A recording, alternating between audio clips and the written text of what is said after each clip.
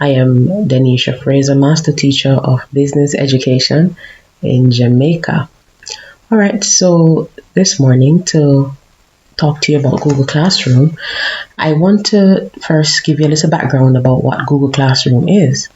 And Google Classroom is a free learning management system. It is good for collaboration. It brings life to the classroom, very easy to use. It's a system on which you can create classes, create quiz, distribute assignments, send feedback to your learners, and facilitate discussions. And so we're going to talk about Google Classroom. Here we go. One of the first things that is required to use Google Classroom effectively is to have a Gmail account. And so if you don't have that, it would be good to set that up right now. All right, so I'll move straight into Google Classroom. Now, in my browser, I'm going to type Google Classroom and I'll hit search. Now, it's right here, Google Classroom. Classroom.google.com. For me, I have already started using Google Classroom, so when I hit search, it will bring me straight into my classroom. But I want to show you what it will look like when you do go there for the first time. You will see a page that resembles this one that says Get Started. And that's where you'd sign up. So I hit Google Classroom since I've already been using it, and it brings me straight into my classroom. Now in here is a dashboard that shows me all the classes that I have created in this space, and you can see that right up there. All right, so over here on the left hand side, you'll see you have this menu, and I'll choose classes. It brings me to the dashboard.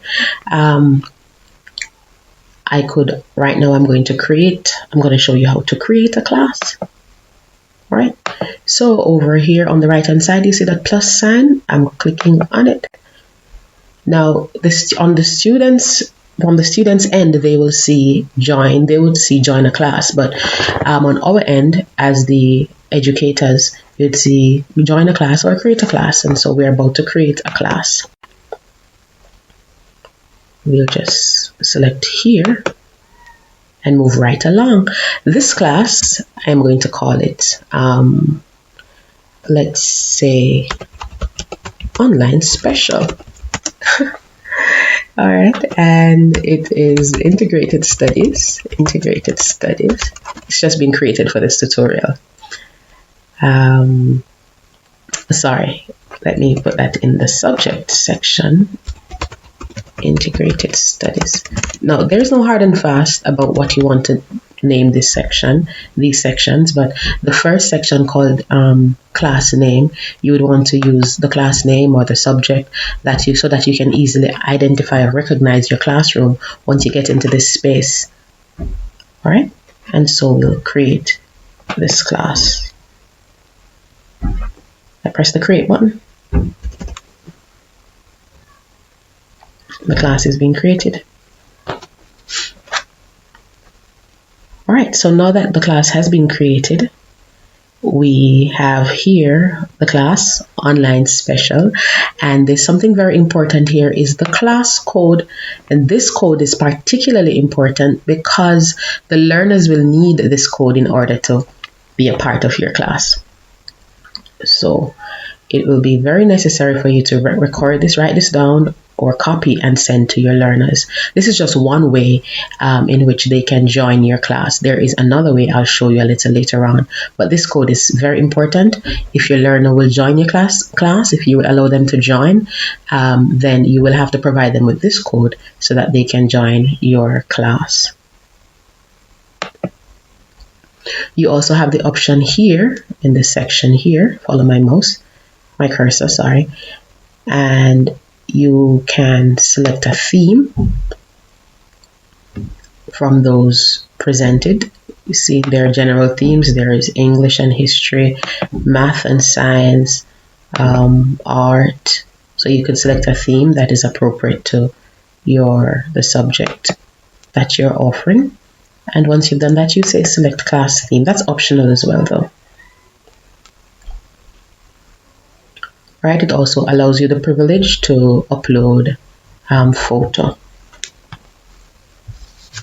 All right. You want to also have a welcome message, so that when persons enter the class for the first time, they'll see that, welcome to our classroom, right?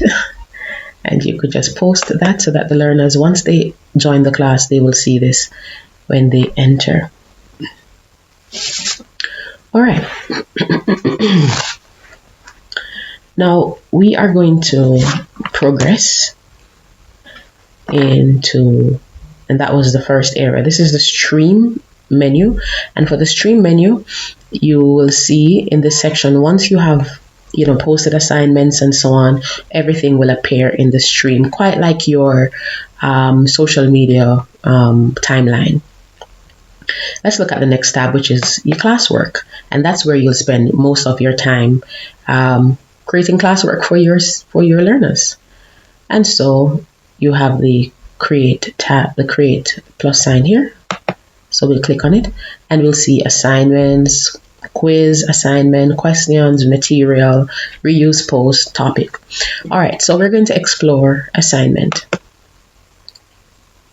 Now, this can be used to give assignments to your learners, and when they enter the Google Classroom, they will access. Now, I prefer to create the assignments and so on before the learners join the class, so that when they come to the class, it's not empty and they will have things that they can do once they have entered the class. This assignment, we are going to,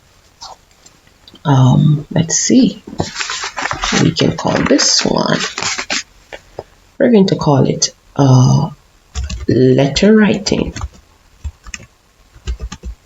Letter writing. The instructions will be view the PowerPoint below and create a letterhead for the paint shop. Now, I would have gone ahead and created a PowerPoint with information on a particular company, and now I'd require my learners to create their own. I would have provided information, on a particular company, and I would provide also instructions in a PowerPoint that I'll attach here, and they will have to access the PowerPoint in order to create their letterhead for the business. And so you would have to do some prep work before you get to this stage. My basic prep work for this task is to create a PowerPoint beforehand that I will now attach using that icon add at the lower left hand corner, as you just saw me selecting just now. All right, so my company is the paint shop, and I open up and the file comes here, the paint shop, and I just click upload at the bottom left hand corner. And it's now there. So my learners would see all of this when they enter. Over on the right hand side, it's asking me about the points. So for this task, since it's a letterhead, I'll give them 10 points for it. And when is it due? Due dates, they're optional, but I recommend them because when you have a due date, the learners will, when they access their Google Classroom, from their screen, they will see what is upcoming. And so it will help them to stay on track with their assignments. So I'll select a due date, say the 28th, and I could select a time, but that's optional. Topic. The topic section is very important because when you create a topic, what it does on the stream, which was a tab we were in just now, the menu we were in before, when you create a topic, on the stream, everything relating to that topic would be organized together. So I'll create a topic here and I'll call it writing task. And you could add a rubric here if you want the learners to see how the points will be broken down. And so we'll simply assign the task. Now, you're assigning the task, and whatever time a learner joins the classroom, they'll still see the task. So you don't have to repost the task for them. It's always going to be there as long as you leave it there, right? And so that's how you create a task. I just want to create another task to show you. Well, I could, create, let's go. I could create, that was an assignment I created just now. I could create a question. And yes, so let me show you that so that we can see how we reuse our topic. This question is on, let's say, business letters. And the question is, what is a business letter? The instructions here would be record your answer below. And over on this side, I just want to give like 2 points for this. And a due date is always important, as I said. It helps the learner to know what's coming up next. And so I'm going to say the 23rd. Click away from it and it selects the date. It's asking you what topic, and that's important. I want to show you that the topic that we created just now, it's still there, right? So see, writing task. So in the stream, those two tasks are going to be one beneath the other, right? And it's asking students can reply to each other, students can edit answer, and I want to allow both. And when you click ask, it goes straight to the stream. I'm going to show you that on the stream. So back to the stream here, and you would see that they're both there. Letter writing, yes. And in the classwork section, writing task, business letter, letter writing. Awesome. Back to create. And we want to look at material.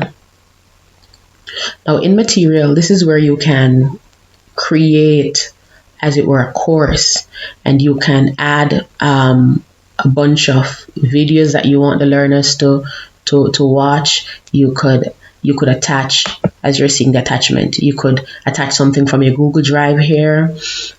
Say you have a topic that you want the learners to navigate on their own, but you have information in the Google Drive that you want to put there. You can do that. You have links to websites you want them to go to. You have a file that you have put some notes together that you want them to read. You can click on any of those. YouTube, and let me just show you how the YouTube one works. You could click on YouTube. You could search for a video in YouTube. Sorry, letter writing. And you could search, and beforehand you would have searched and you would have known the one you wanted to use. Say I wanted to use this one, and I would just add it and it would be there. I could add something, a link from a website, as I said, a file. Say I wanted to add a file from my computer, I could add a file and my learners would be able to access the same. So I could add a file from my computer,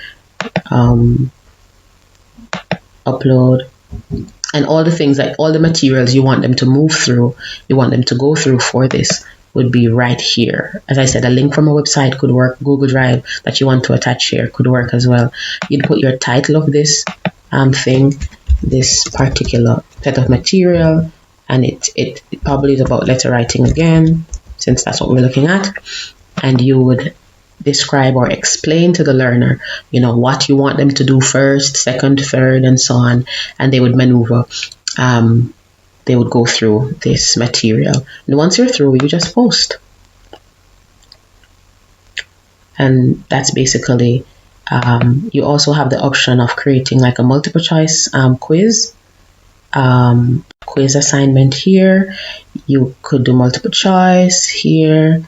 You'd start with your blank. Well, I could put in a title. Again, we're doing letter writing, so I could create a quiz for them, give them instructions here. I could say answer all questions, right? And I could go to the blank form, and this is the blank form. This is where you create like your multiple choice items or items for short answers, and the learners could respond here for you. The question, you have the question section, and this is where you would type your question if you're using the multiple choice. So we have multiple choice, we have paragraphs, we have short answer. So I could create an assignment, say for example a short answer, and I could say write a short. So write a short business letter, and I could put in brackets no more than 50 words, right? And I could put my so the students would be able to respond here, and I would be able to, once I've entered the required information, right?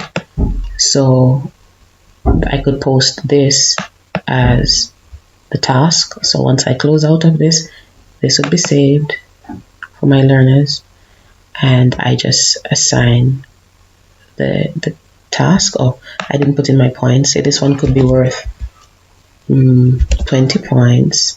I would have to enter a due date, again, probably the 29th. Click away. The topic, it's still under writing task, and I could put my rubric here if I wanted, and I would just assign. Good. And so again, I'm telling you, in the classroom section, all the writing task related things would be under one section, right? The people section, where you have the teacher and you have the student, and this is where the second way you could add your students, as I was saying. The first way was to send them the code. The second way is to add them by entering their email address in this section, but this would require the teacher to use a considerable amount of time to add their emails here. So that's another way. You could also add an assistant teacher who would have all the privileges that you have by clicking on this option here and entering the teacher's email address, and they would have access to the classroom just as you do, right? That's a people section. Now I want to show you how the markbook looks. I'll go to another class that I already have here, and the people tab, right? And so this is what you would see once your learners are added. Their names would be listed in this section here, right? Okay, going to the marks tab. There's not much to show you over the people tab, and you'd see all the assignments that they've ever been given as well as their grades. I'll just click on one of these. It shows you what's missing, what has been submitted, etc. So I'll just click on the assignment called Letter with Table, which is something that my learners would have been assigned, and it tells me, as you're seeing here, it tells me who would have submitted, whose work is missing, and you're seeing all of those there. As I'm scrolling, you're seeing on this section. It's also telling me how many have not submitted the assignment. That's what assigned means. It's assigned but not done by the learner, and I would have marked 40 of those already, but I still have one person who handed in who I have not yet marked for. So I would have to access this one. It seems this learner did not submit, just clicked the hand in and did not submit. So I'll go to somebody else who would have submitted before, and I would have marked for, so I can demonstrate to you how you do the marking. So when you select the work, it comes up in this section Over on the right hand side, I'm selecting what I want to see, and it comes in this blank section here, right? And I need to provide feedback to my learner. I would have already entered a score for this one, but I could click on this plus sign here, highlight this section,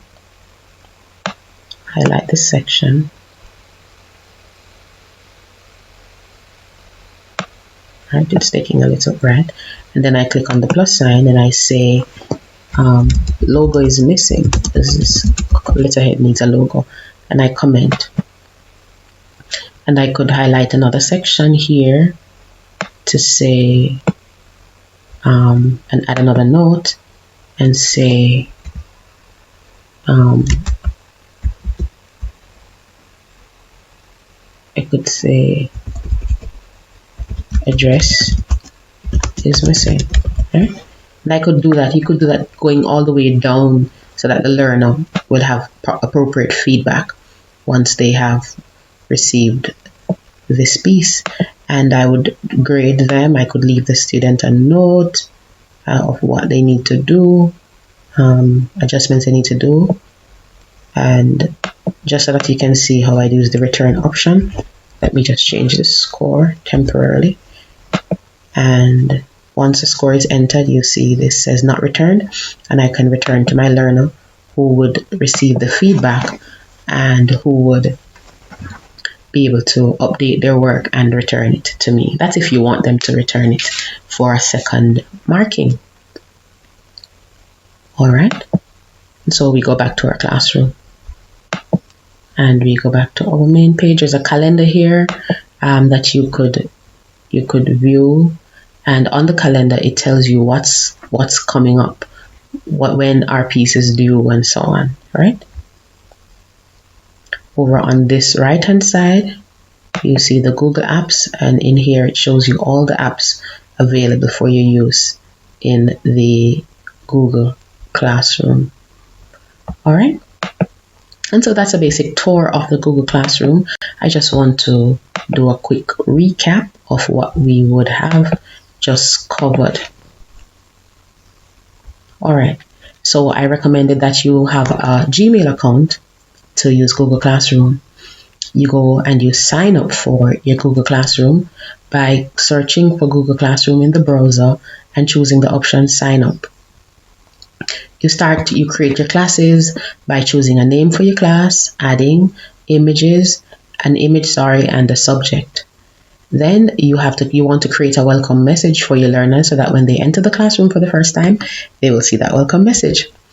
You want to create a post in the form of an assignment or a question that the learners will have a task to do once they enter the classroom. You want to add people to your classes. There are two ways to do it. You could add your learners by sending them the code for the class, or you could add them manually by entering their email addresses. And you'd want to monitor your assignments in the mark section to track the progress of learners, who are the persons submitting and who are the persons who are not submitting.